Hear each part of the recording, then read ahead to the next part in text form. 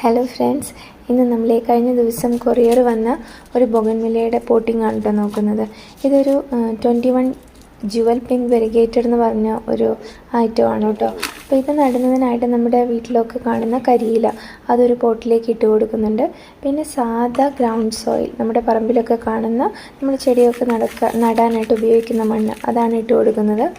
ഇനി ഇതിലേക്ക് വേറെ ഒരു വളവും നമ്മൾ ഫസ്റ്റായിട്ട് പോട്ട് ചെയ്യുന്ന സമയത്ത് ഇട്ട് കൊടുക്കേണ്ട ആവശ്യമില്ല. പക്ഷേ ഞാൻ ഇതിലേക്ക് കുറച്ച് വേപ്പിൻ പിണ്ണാക്ക് ഇട്ട് കൊടുക്കുന്നുണ്ട്. അത് മണ്ണിലെ എന്തെങ്കിലും കീടങ്ങളൊക്കെ നമ്മുടെ ചെടിയെ എഫക്റ്റ് ചെയ്യാതിരിക്കാൻ വേണ്ടിയിട്ടാണ് ഇട്ട് കൊടുക്കുന്നത്. ഇതിട്ട് നമുക്കൊന്ന് ചെറുതായിട്ട് മണ്ണൊന്ന് മിക്സ് ചെയ്ത് കൊടുക്കാം. അതിന് മുകളിലേക്ക് കുറച്ചും കൂടി മണ്ണിട്ട് കൊടുത്തതിന് ശേഷം നമ്മുടെ ബൊഗൻവില്ലയുടെ കവറ് വേരൊന്നും പൊട്ടിക്കാതെ നമ്മൾ മാറ്റിയെടുക്കാം. ആ മണ്ണ് മാറ്റേണ്ട ആവശ്യമില്ല കേട്ടോ, അത് അതേപടി തന്നെ നമുക്ക് മണ്ണിലേക്ക് വെച്ച് കൊടുക്കാം.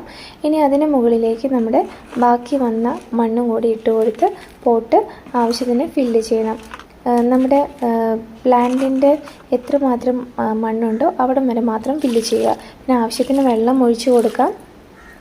അതിനുശേഷം നന്നായി തണലത്ത് ഒരു 2 ആഴ്ചയോളം വയ്ക്കാം. പ്ലാന്റ് ഒന്ന് ഉഷാറായെന്ന് കാണുമ്പോൾ നമുക്ക് നല്ല വെയിലത്തേക്ക് എടുത്ത് വയ്ക്കണം കേട്ടോ.